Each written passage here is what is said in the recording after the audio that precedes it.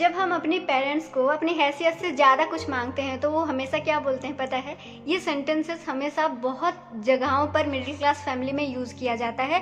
क्या पैसे पेड़ पर उगते हैं? पैसे पेड़ पर नहीं उगते, है ना?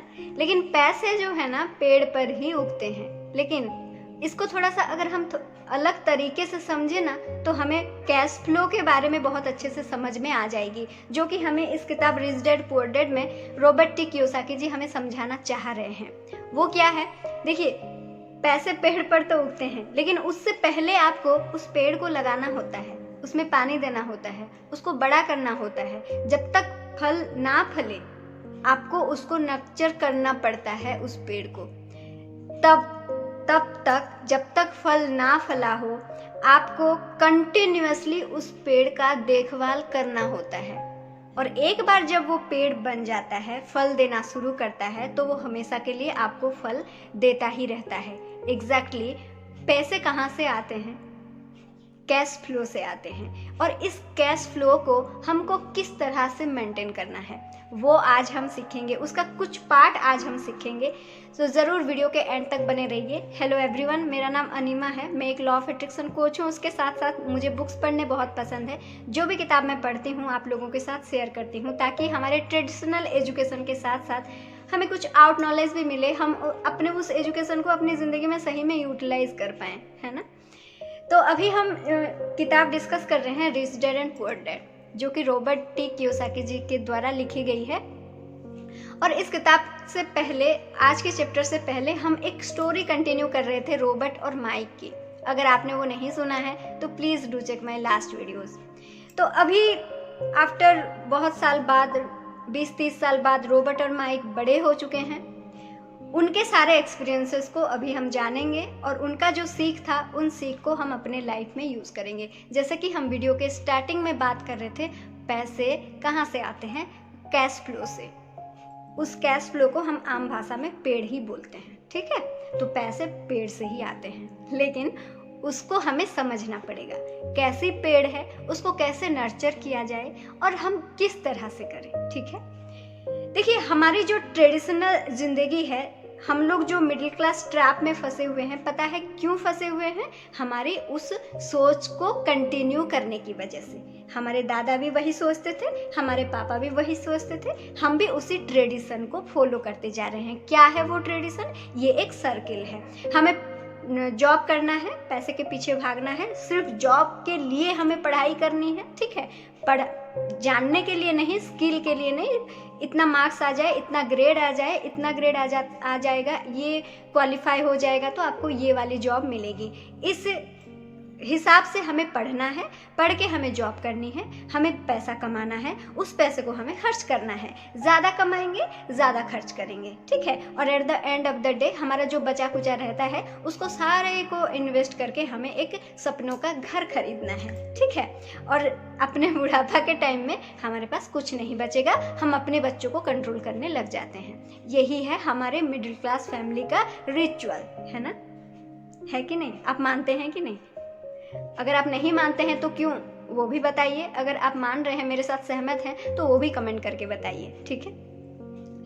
इस रिचुअल को हमें तोड़ना है, ठीक है? हमें सबसे पहले समझना पड़ेगा एसेट क्या होता है, दायित्व क्या होता है। पता है, अमीर आदमी और मिडिल क्लास वाले जो लोग होते हैं, इन दोनों में फ़र्क क्या होता है?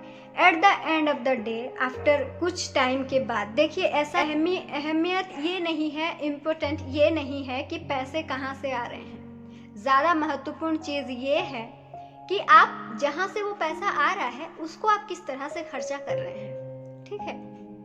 तो आपने देखा होगा बहुत सारे गरीब लोग भी, बहुत सारे मिडिल क्लास लोग, लोअर मिडिल क्लास लोग भी कुछ टाइम बाद अमीर बन सकते हैं, बन जाते हैं। आपने देखा है। पता है क्यों?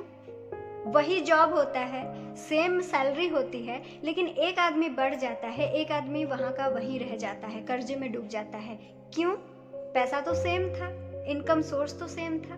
तो फिर क्या तकलीफ हुई? तकलीफ ये हुई कि वो जो बड़ा बन जाता है, जो अमीर बन जाता है, उसके पास संपत्तियां ज्यादा होती है, और जो वहीं के वहीं रह जाता है या फिर नीचे जाता है, डीग्रोथ होता है जिसका, वो दायित्व इकट्ठा कर लेते हैं। तो हम कितने अमीर बनेंगे ये तय करता है कि हम अपने पैसे से कितना ज़्यादा संपत्ति इकट्ठा कर रहे हैं, एसेट, या फिर हम दायित्व इकट्ठा कर रहे हैं। अगर हम ज़्यादा दायित्व इकट्ठे करने में लग जाते हैं तो हमारा डीग्रोथ होता है, या फिर हम जहाँ का वहीं रहते हैं, हमारे नेक्स्ट जनरेशन भी वही चीज़ को फॉलो करता है, और ये जो ट्रैप है, ये जो मिडिल क्लास वाली जो रिचुअल है, ये वैसे ही चलता रहता है। आपके लिए भी वही रूल रहता है, आपके बच्चे के लिए भी, उसके बच्चे के लिए भी, उसके बच्चे के लिए भी, आप कभी ब्रेक ही नहीं कर पाते हैं। लेकिन अगर आप यहाँ पर उस रिचुअल को ब्रेक कर देते हैं, दायित्व के बदले अगर आप एसेट बिल्ड करने में अपनी जो इनकम है उसको लगा देते हैं, तो आप वो रिचुअल को ब्रेक कर लेते हैं। अभी आपको समझना है कि एसेट और लिएबिलिटी में क्या फ़र्क होता है।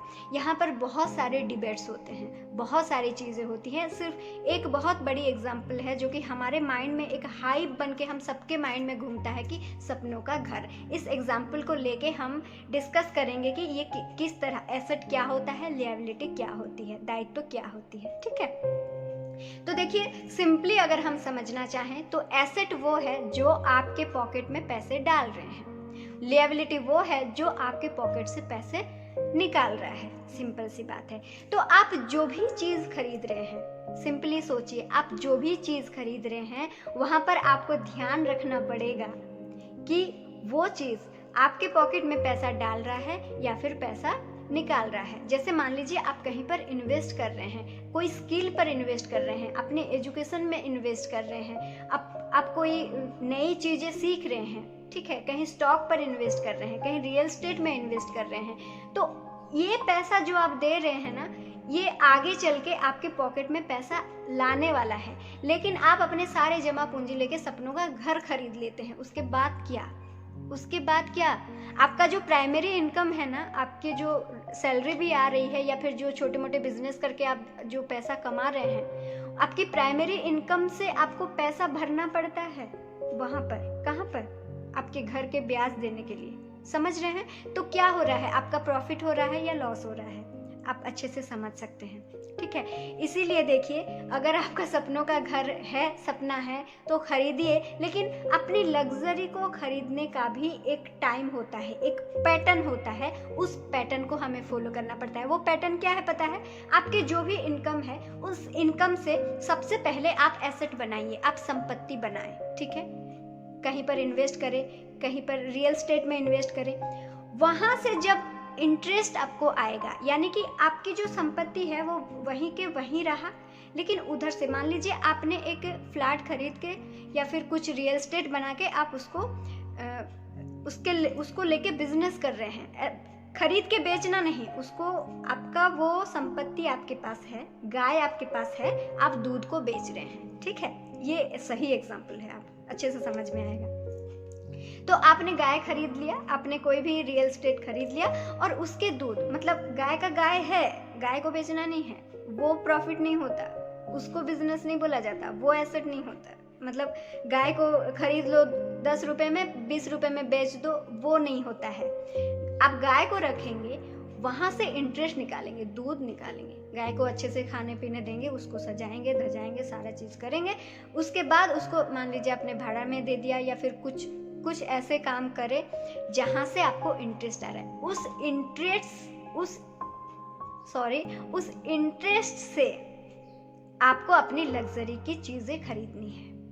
वो होता है सही कैश फ्लो का सही रूल। जब आप इस रूल को कंटिन्यूअसली फॉलो करते जाएंगे तो इधर आपका जो प्राइमरी इनकम हो रहा है, उस इनकम से आपका एसेट बढ़ता जाएगा, और आपकी जो डे टू डे लाइफ है वो भी धीरे धीरे ग्रो करेगा। आज कम है, कम में रह लीजिए यार, संपत्ति बनाने में ध्यान दीजिए। हम वैसा नहीं करते। हम क्या करते हैं, जितना आता है उसको खर्चा कर लेते हैं। खर्चा कीजिए, ऐसा नहीं है कि बिना खाए पिए आपको रखना है, लेकिन ऐसा भी नहीं है कि आपका जितना पैसा आ रहा है आप सारे पैसे को मतलब खर्चा ही करते जाएंगे, ऐसा नहीं है। हर चीज़ का एक रूल होता है जो कि हम आगे आगे पढ़ेंगे, सारी चीज़ें पढ़ेंगे। अभी ये बेसिक चीज़ें हैं, ये बेसिक नॉलेजेस हैं जिसको आपको समझना पड़ेगा। ये जो साइकिल है, इसको अगर आप फॉलो करते हैं ठीक है। जो आपकी इनकम है, इनकम से आप एसेट बनाते हैं, एसेट की जो इंटरेस्ट आता है उस इंटरेस्ट से अगर आप खर्चा करते हैं अपनी जो भी आपकी लग्जरी है जो भी, तब जाके वो सही रूल होता है। धीरे धीरे आपका एसेट बढ़ता है। इधर जैसे जैसे आपका एसेट बढ़ता है वैसे वैसे आपके पास ज़्यादा इंटरेस्ट आने लगते हैं। ज़्यादा एक गाय थी, 2 गाय आपने खरीद लिए तो ऑब्वियसली जो दूध बेच के आपको 1000 रुपया मिल रहा था अभी 2000 मिल रहे हैं, तो तब आप कर लीजिए 2000 खर्चा, है ना। लेकिन 1000 उधार लेके खर्चा करने का क्या मतलब है? कोई मतलब नहीं है, ठीक है। तो इसीलिए हमेशा ध्यान दीजिए कि आपका जो पैसा है वो जा कहाँ रहा है, एसेट बिल्ड कर रहा है या लिएबिलिटी में खर्चा हो रहा है। तो एट द एंड ऑफ इसका जिस्ट ये है कि आपका जो भी इनकम है, ध्यान दीजिए कि उस इनकम से किस तरह से आप ज़्यादा से ज़्यादा संपत्ति बना सके, ठीक है। ये रातों रात नहीं होगी, 2 साल में भी नहीं होगी। हो सकता है किसको 5 साल लगे, किसको 10 साल लगे, किसको 20 साल लगे, लेकिन आप ध्यान दें कि वो 20 साल के अंदर जितना भी टाइम लगेगा उस टाइम के अंदर आप अपनी वो मिडिल क्लास वाली जो रिचुअल है, जो थप्पा है, उस थप्पे को आप ब्रेक कर देंगे, है ना। आपका बच्चा उस चीज़ को और नहीं कंटिन्यू नहीं करेगा, उसकी लाइफस्टाइल अलग हो जाएगी। हो सकता है आपकी भी 20 साल बाद लाइफस्टाइल पूरी तरह से बदल जाए, है ना। ऐसा होता है, लोगों के साथ हुआ है। हजारों एग्जाम्पल आपको मिल जाएंगे, यूट्यूब पर ढूंढ लीजिए, बहुत सारे एग्जाम्पल मिलेंगे। तो दोस्तों, बोलने का मतलब ये है कि किताब के थ्रू ज़रूर जाइए, चीज़ों को समझने की कोशिश कीजिए, हमारे साथ थोड़ा सा डिस्कशन कीजिए। सिर्फ हम आपके साथ शेयर कर रहे हैं यार, आप लोग तो हमारे साथ कुछ शेयर ही नहीं कर रहे हैं। हम आपका साथ दे रहे हैं, आप हमारे साथ दीजिए, तभी ना हम मिल के आगे बढ़ पाएंगे, है ना। आपके साथ की बहुत ज़्यादा ज़रूरत है हमें। तो इसी तरह हमारे साथ बने रहिए। हम नेक्स्ट और एक चैप्टर में मिलेंगे। आज के लिए इतना ही। Thank you so much for watching. Bye bye.